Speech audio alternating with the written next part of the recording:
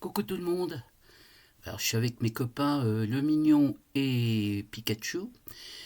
Et aujourd'hui je voulais reprendre avec vous ce que j'avais commencé il y a 6 mois.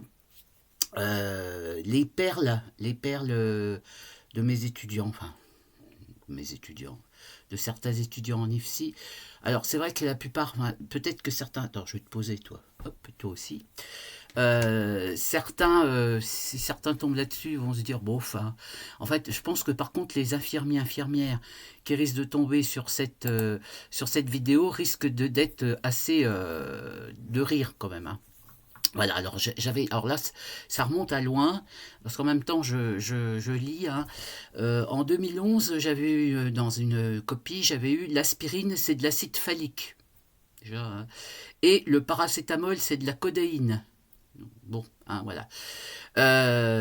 Vous savez que aussi, bon, bah, on avait fait, on parlait des enfants, hein, de la naissance, et on avait demandé une évaluation, qu'est-ce que c'était que le score d'Apgar. Eh bien, pour le score d'Apgar, on cote l'âge de la mère. Vous le saurez comme ça pour la prochaine fois, hein. Et puis, il y a aussi, on demandait les réflexes archaïques. Et ben, parmi les réflexes archaïques, il y a la respiration et les pleurs. Voilà. Alors toujours le score d'Apgar, il permet d'évaluer l'état psychologique du nourrisson, hein, voilà, et l'autonomie d'une personne et son degré de dépendance. Voilà. Dans les réflexes archaïques, encore ça devait être la même éval, là je pense, on retrouve marcher, nager, pleurer, manger, respirer. C'est un réflexe archaïque, vous le saurez, hein. Voilà. Donc ça c'était de l'anatomie, je pense, hein. Ah oui, puis j'en avais un autre, tiens, je le revois. Réflexe archaïque du nouveau-né, l'instinct de survie. Voilà. Hein. Qu'est-ce qu'on avait d'autre? Alors, on a eu beaucoup de, comment dirais-je, de perles dans l'anatomie. Ça, je vous en avais déjà il y a 6 mois. Je vous avais dit des fois déjà des choses par rapport à tout ce qui est le rein, l'œil, etc. Mais alors là, ce que je voudrais retrouver, je l'avais noté. Attends, je retrouve. Voilà. Par exemple, les 3 étapes de l'hémostase, parce qu'on a toujours insisté sur l'hémostase, l'hématose, l'hématocrit, tout ça pour essayer que les gens ne confondent pas.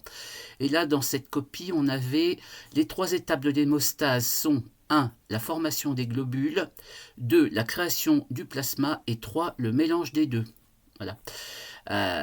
Et puis, quelque chose qui a aussi beaucoup traumatisé nos étudiants de l'époque, c'est que dans l'oreille, les osselets sont l'étrier, le marteau, la trompette ou la clochette.